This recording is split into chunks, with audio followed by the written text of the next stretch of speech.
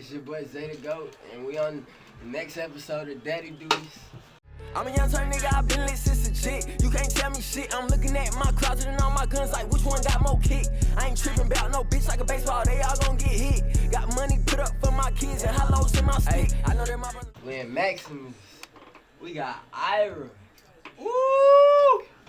He brought both of his sons today. We got Dylan and we got Jordan. What's up, y'all? How y'all living? It's good, man. It's good. Man, I got a bunch of questions for you. I'm all in, man. What's up? But first off, tell the people exactly who you are and what you do. I'm Ira, Mix It IP. Engineer, producer. I've been doing this for since the year 2000. Been raised by some of the same guys and people that work with Lauryn Hill that did the first albums. Then I've been mixing records. I probably got about 30,000 on my belt. Multiple labels connected to our studio to do our mixing and mastering, to do our recording. You name it, they probably been through here. Mixes from Ross to G-Eazy to working with T.I. to working with DJ Drama to Arnold, working a lot with Arnold Taylor's company, South Coast Music Group. This baby's been through here. It's a long story. It's a long list. But we're known for that quality and the killer mix and big production. Definitely, man, you know. And an excellent father. Yeah. Oh, man, look. I do the best I can do, man. It's being in the entertainment business. It does make it a little challenging, but you do the best you can do, you know what I'm saying? So, you know. But what's the hardest thing about being a dad? You know what? Honestly, for me, it's I always feel like I'm not doing enough, and I feel like I want to be there as much as I can. And sometimes, you know, at one time I was on the road a lot doing engineering for big artists across the U.S. and stuff like that, and traveling. And even when I'm home, I'm in the studio all the time. A label's gonna call me. They're gonna need an artist to come in. Boom, you gotta go. We got so and so here. Are you ready to go? Yes, I'm ready to go. There's no, hey, I can't make it, bro. I'm feeling good. That doesn't exist. You do that, you're not even getting a job no more. They don't rock with you. And I'm always known to be dead on point. You know, I out-mix almost everybody. I'll do 10 times a job and get it back way faster, way more precision. You know what I'm saying? And I know by doing that and working harder, training and always practicing, even rebuilding some of my own gear, like having it synced off and redesigning it for extra dynamics, for better mixing, mastering, and quicker jobs. Even for like when you come through, I make sure that your stuff is real tight, you know what I'm saying? And sometimes, because I'm here all the time, a lot, I do, as a dad, I always feel a little guilty. But I know I'm providing for my family, my boys, my wife, you know, but I know I got a job to do, but sometimes I'll be like, dang, I want to go out, go ball with my kids, or, you know, take them out to this state, whatever, do some things, and, you know, but for the most part, I just want to make sure I'm doing the right things, you know what I'm saying? So how you find the balance? That's a good question. You know what? I find the balance. First of all, my kids are everything to me. They're the world to me. My wife is the world to me.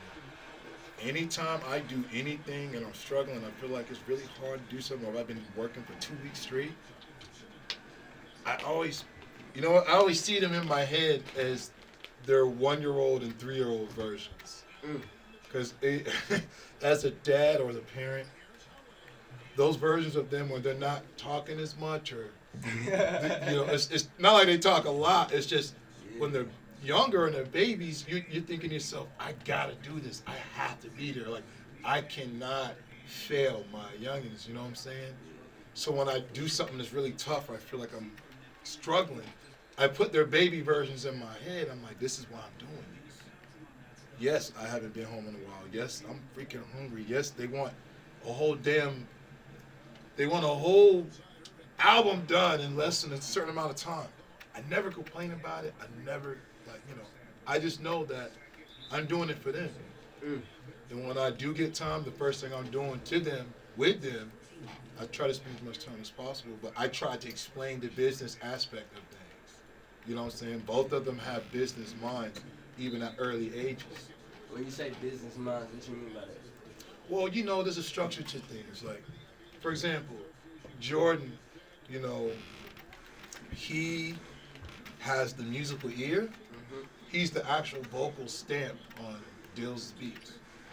But So he got his tag. he has tag. Every time Hey, up there. every time you hear that tag, that's him, and he gets paid a percentage every time. And I explain him the percentage value when you bring in a partnership into business. They understand that structure, you know. But he wanted to take it to art and culinary. He's a really good painter. I'm not just saying that being biased. He paints.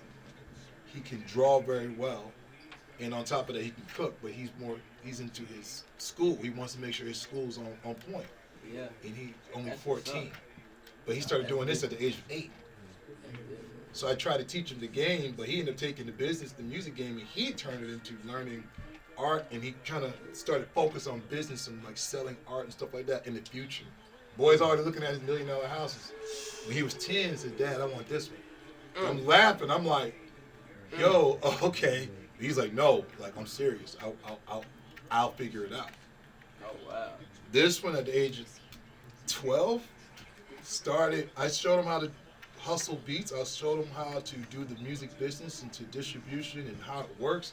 And he turned it into a clothing business. So he started selling shoes like rare Jordans, rare retro ones, and real rare like shoes that are really popular. He was finding them on his own, using the structure I taught him for the music business, but doing it for that. So every weekend you'll see him going to UPS store. They know him by first name. He's got a bunch of boxes. Little kid, don't say nothing to nobody, just wave. And they're all thinking like, what is he doing every weekend? Homie was selling mad shoes. Like the gear this man has on right now, he paid for that. Still a kid.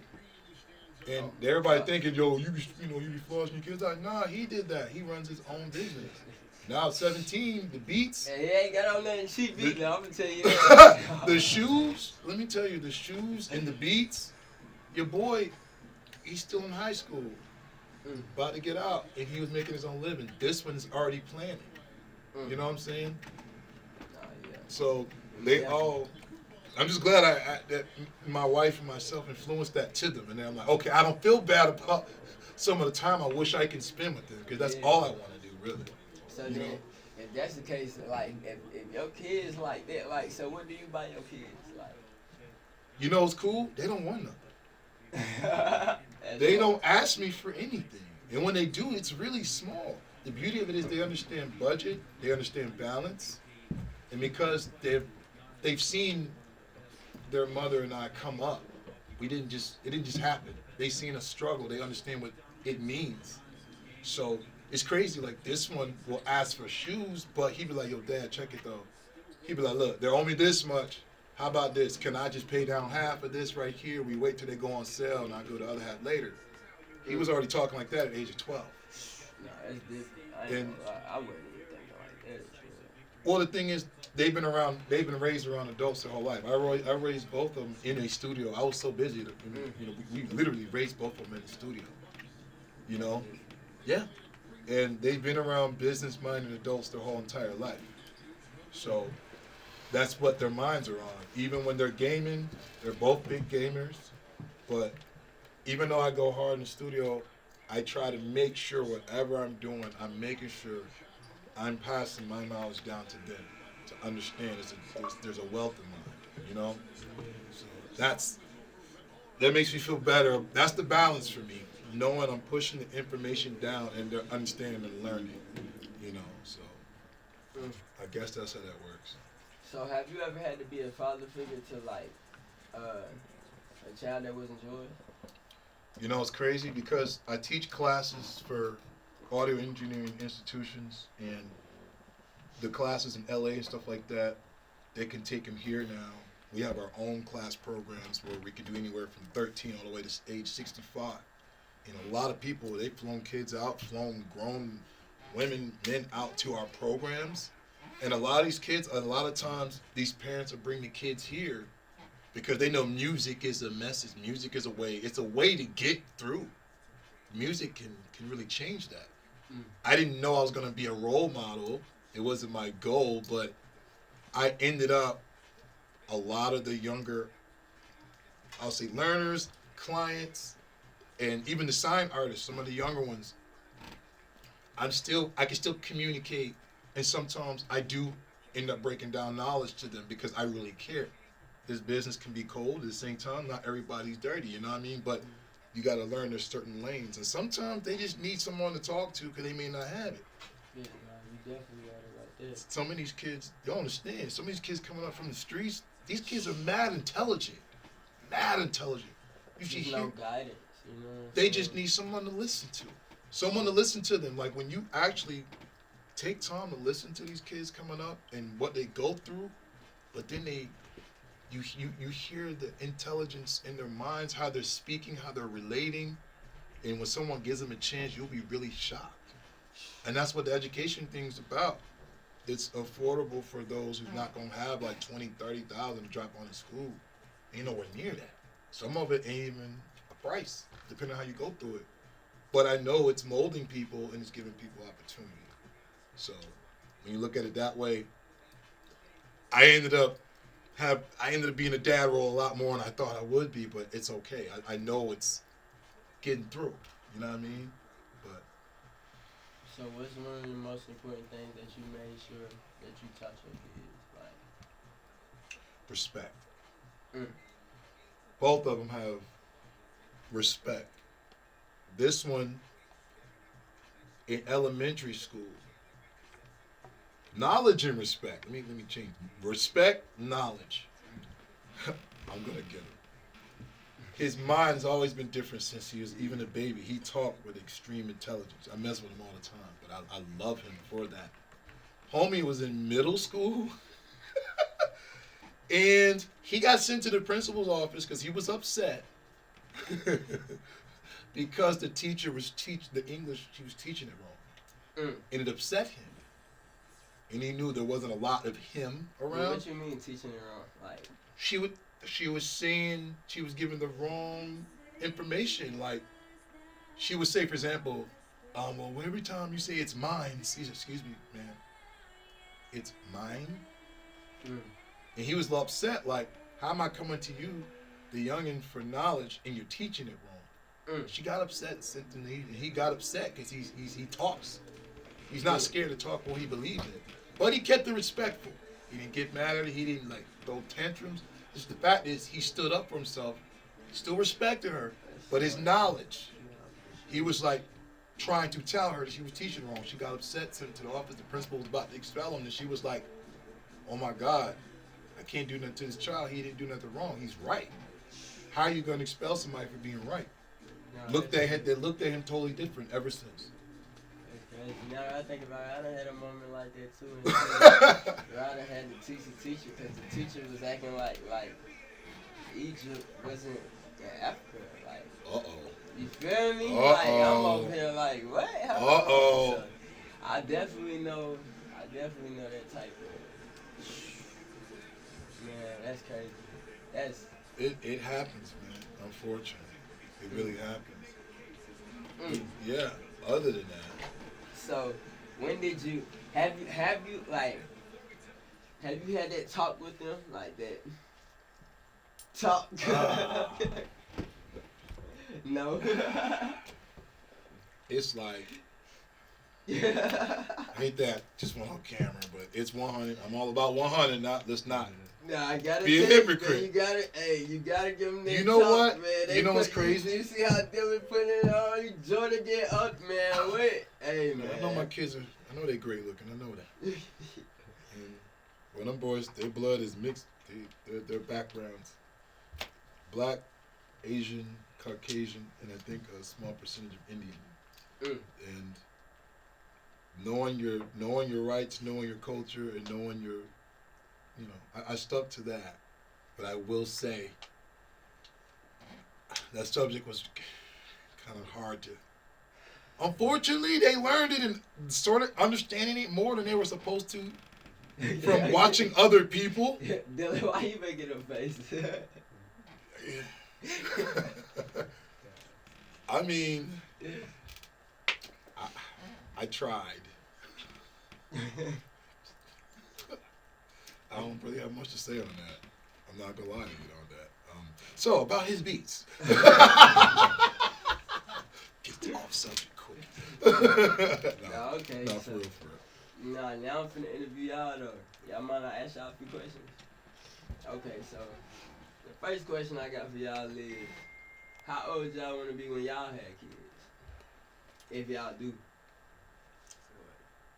Mid 20s. Oh, mid 20s. Mid 20s? Something like that. Mid 20s. Maybe. He said maybe. 25. Mid 20s. Y'all both saying mid 20s. I had a mid 20s. 26 actually. That's So, crazy. yeah. That's it. Oh my.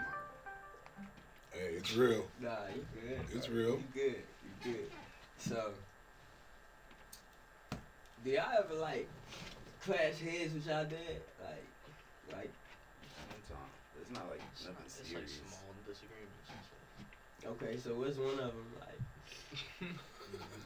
Go ahead, bomb out, bro. It's not really ever crazy. It's just. It's like small disagreements, so like I don't really remember any of them. It's really nothing ever crazy. It's just Like it'd usually be just okay the next day, usually. basically. I mean, I've let him talk. Freedom of speech. Yeah, Tell him for never sure. hold bars, bro. Nah, for sure. But what's one of the most important things that y'all learned from y'all father that y'all feel like y'all use in y'all everyday life? I mean, what he says, probably respect. Sometimes I respect people too much. I give people, the wrong people respect sometimes, but like, it's just mainly trying to.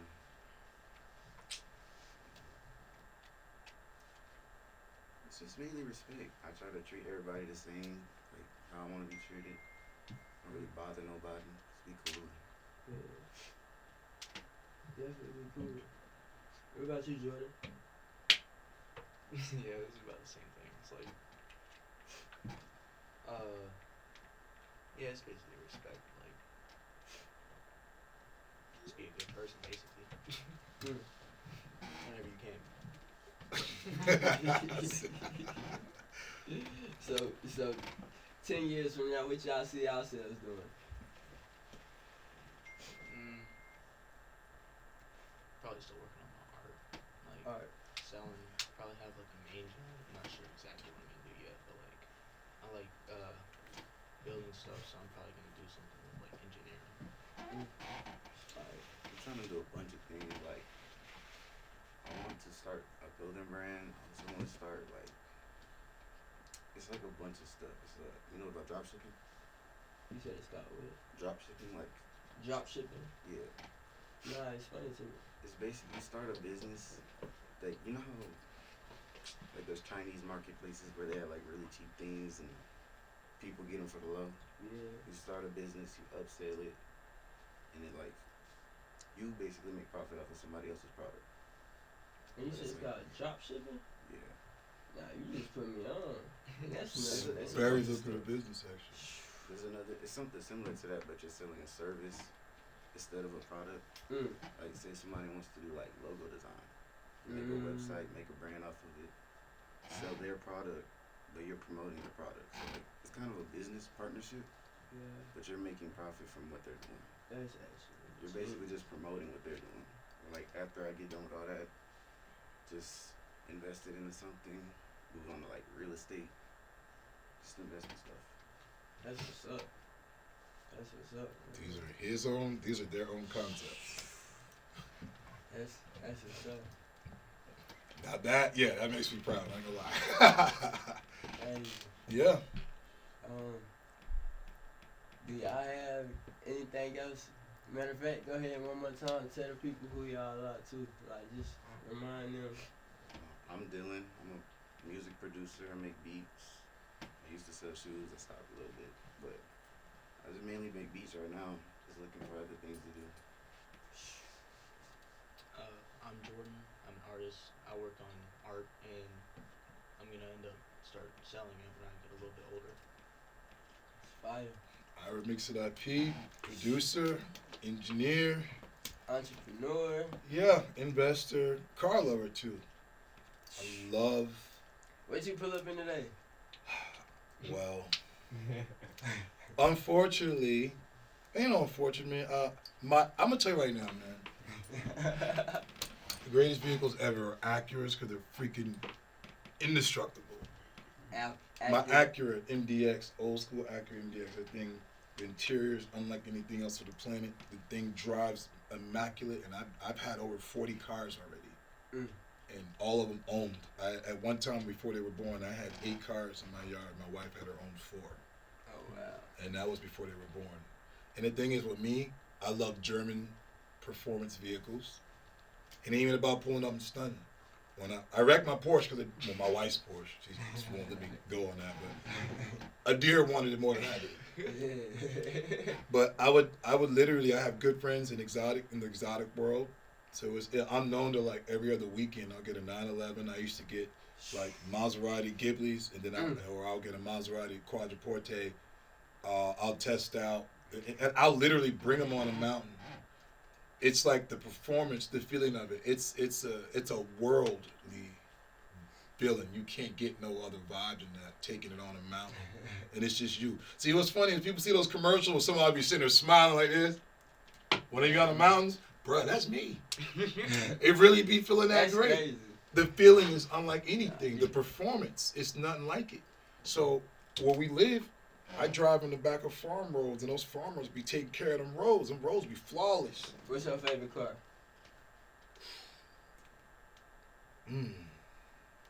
That I've owned or I want to get. Both, either or. That I've owned, I've had 2 Porsches, 6 Mercedes, 8 BMWs. Yeah, hold on, cuz I gotta do the math. 4 Navigators, 6 Tahoes, 5 Suburbans. Never mind, I lost count. I don't know. I like them all. Like, I have a rare 330 that me and him are working on. It has a M54 engine, which is an M series engine. It's a really rare BMW convertible, but they're impossible. And then you just saying it like it's nothing. Y'all had 6 Well, no. Well, the thing about it is, bro, I know how to look. We know how to hunt for them. We get them cheap and we rebuild them ourselves. For sure. The interior. I met my wife building cars and doing custom cars, like Pimp My Ride type stuff. Nighttime was studio. Daytime, my wife was installing TVs in her Acura, and at the time before we knew each other, it's like the guy she was dating. You know, he blew up all the speakers, and we kind of met doing the car thing. That bring me to a question that made me like I ain't even realize I had this question. So me personally, I never had like both parents like together and raising me. It was always one side. So how is that like having? It depends on who your partner is. I know people who are together right now that literally just they hate each other, can't stand each other, but they there because of the kids. That's hard. The thing about it is, tough. what it ended up doing to those kids, it changed it. It's better to be like, hey, maybe we should do this together as parents. And sometimes when the separation happens, sometimes it's for the better. It's not always a bad thing. But being together, I can only speak for my wife. My wife different. You know she's different. She's different. For sure. She's a whole different level of cool, chill, but at the same time, don't play. She's crazy. For sure. Playing. But no, seriously. We look at each other like we hung out 6 years as friends before we were even dating. We're really like best friends. It's like I just have my best friend forever. That's the way I look at the relationship. So to be honest, when there's no stress between the industry or someone calling me and blessed me out over an album that I have no idea they're talking about because they didn't even tell me about it, but they forgot. Stuff like that. When you see us on our own time with them, we're all a bunch of goofies, man. We just goof off. We were friends first. We didn't start dating when we met. We were friends. You know what I'm saying? We hung out. You know, the person you with, they should have your back more than anybody around you, but know how to respect you at the same time. you need to do the same thing, 50-50. You need to be respecting them at the same time, 50-50. Respect their space, respect their person. At the same time, you uphold that person, you help them when they're down, and you need to stick yourself in there when you need to be stronger when they need you. It can't be no other way around. It can never be like this. It'll never be fair. At the same time, not everybody's perfect either. I know I'm not perfect, you know, but having that other person who, she didn't let me give up on my game. When I had him first, I did a standard thing. All right, man, I can't do this music thing no more. I need to make sure I take care of my boy. I got a boy coming. She's like, hell no. You're not stopping your music. She goes, you ain't gonna resent me for the rest of your life. That's hard. That's what she's saying. Nah, but it's crazy because like you right, your woman is very different. Like that's empowering. And She I'm not sitting made there saying sure. that, like some women just I ain't gonna say not in. I don't want to speak down on women, but No. it's not a lot of women out here who empower they men, especially in a situation like that. Like so that's. And she ended up being the other half of the company on top of that. She's in here hustling. She helped us get the money up. We got the money up together. We got the business up together. She's behind it. She's behind everything. You don't see it. She's behind everything. Matter of fact, she on everybody in the building when she ain't here. Or with another iPad in another office. Like, hey, engineer number one, did you make sure the students you were teaching today, did you make sure that they got the quizzes and all that? And she was like, hey, the payment for that beat you got, did you check on your distribution and stuff like that? Like, she be having everybody on point here. She's about it. She didn't just say, all right, I'm just here. Nah, I told her straight up when we first met, look, I love this music thing. This is what I want to do. It's all I want to do. And I said, no offense, but if you expected me to change, I can't do that. And she was like, I don't want you to change. I'm going to help you be better. Say less. And no lie, bro. Every time we did something, she tripled the situation. I made it happen. I got all the situation. She took it, tripled it back. Give it back to me. What's up? We balance off each other. It's a function. That's freaking crazy. Now, don't get it twisted. We have our moments like everybody else, but the moments is all they are. We figure it out and we move on. There's no grudges. There's no back and forth all through. We'll have a moment. It might be a day to get it through, but we eventually work it out. And guess what? We back at goofing and being stupid. Then we about the business. Like sometimes she has to sleep until 3 p.m. because she was up for like a straight 20 hours pounding the computer, doing paperwork and calling people. Like, it's not a game. I'm the same way here. Business from all over the U.S., some out the country. We had clients coming from international clients. You know what I'm saying? We had 3,500 clients in 2018 that were local. Now it's double that. And then we just locked down 6 labels.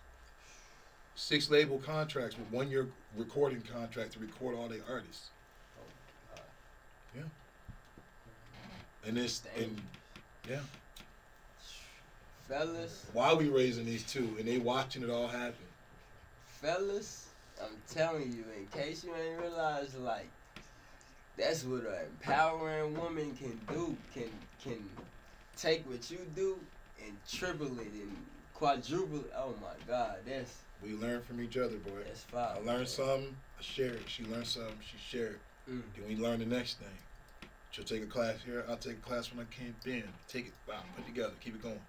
And then what we do when we understand it, we turn around, we sit them down over a dope. We go out to Tennessee in the mountains. Treat the whole Maximus family out. We went to Miami last time, which time we plan on going snowboarding. Like, we take the whole family, the whole Maximus family out with the kids. I call them my kids, they are my kids, but they really grown men. They don't talk or act like kids. But we take them as business trips along with us. While we are having fun, we ride off the business trips, but we also learn while we out there doing what we do in life, having fun and doing business at the same time, and showing people that, look, you can be successful without having to do other things. You can bring your family up around you, and you can show the other person how to come up. I don't show everybody around me. I don't just be like a boss and eat off everybody. I show everybody how to eat and multiply so we all make money together. Sure. And my kids are part of that. They're my next franchise. Like, when I get where I'm going to, I'm dropping $1 million on both of them. bow. Like that's my goal, is a meal apiece. I ain't worried about me. It ain't about me.